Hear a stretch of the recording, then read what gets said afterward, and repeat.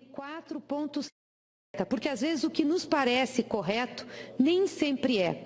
Por que nós temos a austeridade hoje como uma bandeira? Por que nós temos que economizar, cortar, por exemplo, recursos da Previdência, da saúde, da educação, gastar menos em programas sociais? Dizem, para pagar o serviço da dívida, para a nossa dívida não aumentar tanto em relação ao PIB e para que nós tenhamos equilíbrio, portanto, financeiro ao Estado brasileiro e retomemos o nosso desenvolvimento.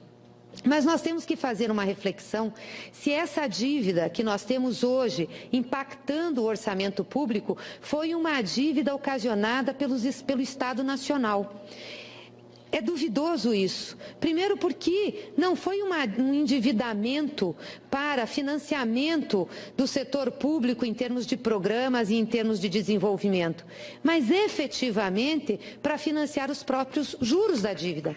Em 2012, senador Cristóvão, nós tínhamos um comprometimento do nosso produto interno bruto, o nosso PIB, com juros de 4,7%.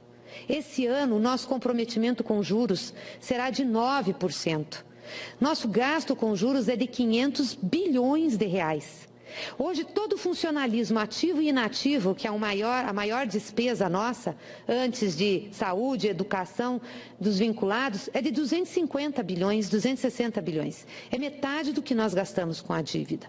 Isso não é uma dívida feita pelo Estado Nacional. Muito dessa dívida é da especulação financeira, da venda de títulos do mercado financeiro, da quebra do sistema financeiro americano e que os Estados nacionais, não só o Brasil, mas os Estados europeus tiveram que pagar a conta. Porque esses títulos fajutos que foram vendidos na época da crise americana e que quebraram bancos lá, eram títulos comprados principalmente pelos fundos de pensão de vários países. Então, como que se deixaria quebrar? Entram os estados nacionais se endividando para fazer frente a esse processo. E depois fazendo o discurso de austeridade para que a gente possa reduzir nossos gastos sociais e pagar serviço da dívida. E isso parece encantador, porque aí você só pode gastar o que você arrecada, exceto o gasto com juros. Por que não tem nessa PEC, por exemplo, um limitador para a despesa financeira? Nós não temos. Nós temos desde a Constituição de 88 um limite de juros de 12%.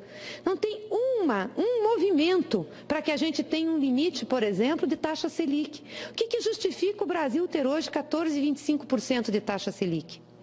Eu penso, senador Cristóvão, que a desgraça da presidenta Dilma, em termos políticos, começou quando ela fez um enfrentamento ao mercado financeiro. Quando ela teve coragem, eu estava na Casa Civil, acompanhei isso, quando ela teve coragem de trazer a taxa de juros para um dígito, coisa que nunca tinha acontecido no Brasil. E nós tivemos uma taxa de juros de 7,25%. Isso fez com que os nossos juros fossem 4,7% do PIB. E fizemos isso para ajudar o setor produtivo brasileiro. E junto com isso, fizemos um espaçamento fiscal retirando imposto, retirando tributos da folha de pagamentos. Mas acho que ou não fomos bem compreendidos ou uma parte do sistema produtivo apostava no sistema financeiro para ter o seu retorno. Porque o que aconteceu é que toda a sociedade se incomodou com a redução de taxas de juros. E nós começamos a ter uma ação internacional contra o Brasil, veio de fora para dentro em relação a isso, e aqui nós não conseguimos defender essa política. Por isso que hoje nós temos 9% do produto interno bruto gastos com juros nesse país. Por isso que hoje a gente tem que fazer austeridade.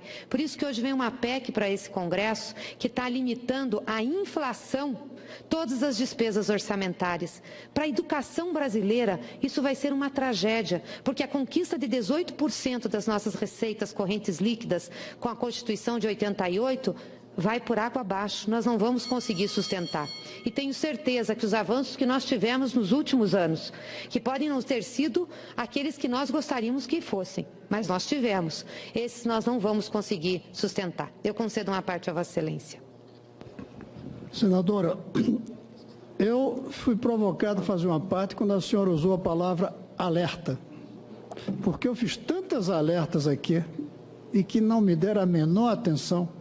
Diziam que era pessimismo, que não dava, que era mágoa. Terminou acontecendo, lamentavelmente, tudo aquilo que eu vinha alertando aqui, escrevendo, publicando. Então, quando a senhora faz alerta, me toca e eu tenho que ser alertado, sim. Pode ser que eu esteja errado. Vamos falar da austeridade. Eu defendo a austeridade porque o nosso dicionário, é pobre, e não tem uma palavra para dizer o contrário do desperdício. Nós temos desperdício e austeridade. Devia ter uma coisa no meio. O que é lamentável, não leva a bom destino, é desperdício. Desperdício como, por exemplo, subsídios exagerados para a venda de carro, Copa, Olimpíadas, uma quantidade de projetos faraônicos que terminam não sendo concluídos. Isso chama-se desperdício. Certos aumentos, inclusive, de salários, como, por exemplo, nosso aqui, se a gente der salário a nós, isso é desperdício hoje. Estou falando para os senadores, isso é desperdício. Uma sociedade precisa de não fazer desperdício. A palavra é austeridade. Nada é mais sólido a longo prazo do que uma austeridade no presente. Porque o desperdício no presente leva a desastre no futuro. Ao mesmo tempo, é a questão da velocidade como a gente quer fazer as coisas. Se uma pessoa está no 10º andar, o elevador quebra, a maneira mais rápida é saltar pela janela. Mas não é recomendável. Saltar pela janela do 10º andar é rápido, mas o destino é bom. É isso que a gente tentou algumas vezes na economia brasileira, o salto do 10º andar. Eu, sinceramente, com todo respeito, critico o próprio Juscelino Kubitschek com a ideia de 50 anos em 5. É impossível uma economia crescer 50 anos em 5 sem dívida, sem inflação, sem vícios, sem quebra do equilíbrio ecológico, e é o que terminou acontecendo no Brasil. Se a gente tivesse investido com mais cuidado, por exemplo, em educação, lá nos anos 50, a taxa de crescimento seria menor, mas o Brasil seria mais sólido hoje. Como os economistas gostam de dizer, mais robusto. Agora a dívida e os juros. Eu acho que juros devia ser 0, mas não é possível. Se a gente baixa os juros, diminui a poupança das pessoas, porque a gente poupa para ter juros. Eu não falo o juro que o banco cobra, eu falo o juro que a gente recebe, mas na cadeia de poupança está todo mundo tirando dinheiro. Que é muito menor do que o banco cobra. Porque é muito pequeno o juro. Pois é. Mas se aumentar o juro da cadeia de poupança que a gente põe, os bancos vão aumentar. Outra coisa, e longe de mim defender banco, eu acho que banco é um desastre, mas a gente precisa dele na economia. Porque quantas pessoas podem comprar o que precisam sem recorrer ao banco? Eu não consigo comprar, quando precisei comprar meu apartamento, sem recorrer a um banco, no caso a Caixa Econômica. Mesmo carro, mesmo quem não compra carro zero, eu não compro, raramente pode comprar sem financiamento. Agora, quando a gente compra um carro no banco, senador Paim, eu recomendo que pague, porque se não pagar, tomam. Um país é mais ou menos parecido no mundo global.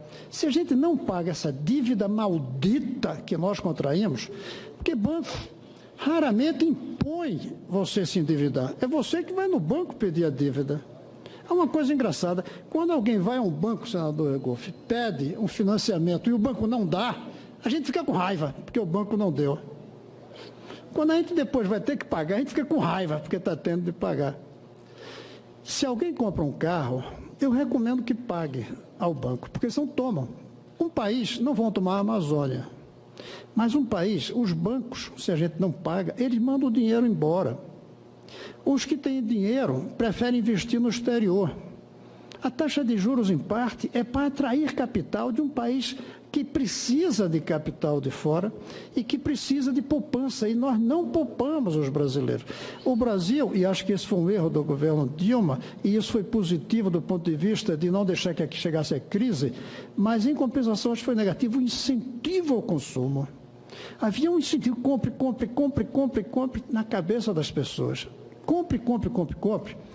É o mesmo que dizer, se endivide, se endivide, se endivide, se endivide. E dizer se endivide, se endivide, se endivide, é o mesmo que dizer aumente o juro, aumente o juro, aumente os juros. A solução para a taxa de juros alta não pode ser um decreto. E a presidente Dilma, quando ela voltou atrás da taxa de juros que ela baixou, não foi porque ela quis, é porque a realidade exigiu. É como qualquer mercadoria, quando falta feijão, o preço sobe. A mesma coisa acontece com a mercadoria dinheiro. Quando falta, o juro sobe, que é o preço que a gente paga pelo capital. 13 anos de governo progressista, de esquerda, a taxa de juros não caiu. Não foi por maldade do presidente Lula, nem da presidente Dilma, é porque a realidade não permitiu. E ela tentou, que os outros não tentaram. E ela tentou, não só trouxe problemas da inflação, trouxe. As pessoas dizem, não, mas a inflação não é de demanda. Quando baixou o juro, a inflação veio. Como também caiu a poupança. Então, eu hoje estou convencido, senadora, que nós, eu creio que eu posso dizer, nós de esquerda, eu continuo me considerando, nós somos de esquerda na distribuição, não na produção. Eu estou convencido que a produção, ela não depende mais quase de ideologia, de posição política, de partido. O lugar do discurso progressista é quanto a gente tira da produção de renda para o Estado e como é que a gente distribui o dinheiro do Estado. Mas o quanto produzir e o como produzir, cada vez a gente tem menos poder. Com a globalização, com o avanço técnico. Nós estamos amarradinhos. Os bancos funcionam. Quando eu vejo alguém dizer baixo juros, eu digo, você trata muito bem os banqueiros. Para mim, os bancos sequestraram. Nós não desendividamos tanto que eles puderam nos sequestrar. E quando você lida com sequestrador, é melhor pagar o resgate. A não ser que você tenha força de tomar a arma dele e dizer, não vou pagar nada. Aí seria o caso, como fez Pompidou, nos anos 80, de estatizar o sistema financeiro. Mas a globalização permitia isso. Hoje não permitiria. Nenhum país fica isolado. Veja a Inglaterra, que agora decidiu sair da União. Veja o pânico que está acontecendo só porque saiu da União Europeia. Não estatizou nada, não mudou nada, tudo igual. Mas só o fato de sair daquela amarra global fez isso. Esse é um debate que, lamentavelmente, a gente não tem tido aqui, porque a gente fica muito no aspecto imediato, conjuntural. As regras da economia, eu acho que hoje, cada vez mais, tem uma rigidez que não deixa aqui a gente muito espaço para isso. É técnico, é basicamente técnico. Agora, quanto a gente pega dessa produção e leva para o governo, e quem é que recebe, isso é que é o bom lugar do debate. E aí, a ideia de limite nos gastos, eu acho que é positiva no total. Mas isso não quer dizer que a educação vai perder. A educação vai perder se nós formos frouxos aqui, fracos aqui, não tivermos força para tirar de outro lugar para a educação, para a saúde, para onde for. É claro que cada vez temos menos liberdade para isso. Mas se a gente quiser, tem. Eu provoquei a Uni, um dia desse, que veio me visitar, o presidente da Uni e outros estudantes. Eu disse, até aqui vocês apoiavam a gente a aumentar dinheiro para a educação. Agora eu quero que apoie para aumentar para a educação e apoie de onde eu vou propor tirar esse dinheiro. Que vou trazer propostas de onde tirar. Como apresentei, aliás, a senadora Ângela, na comissão que ela presidiu, que eu fui relator, fontes de financiamento. Eu mostrei ali de onde tirar o dinheiro. Tem. Agora, vai ser difícil convencer as pessoas. Mas ou a gente convence ou gasta mais do que pode. E quando a gente gasta mais do que pode, as consequências vêm depois. O aumento do endividamento, aí vem o aumento da taxa de juros, aí vem também a inflação.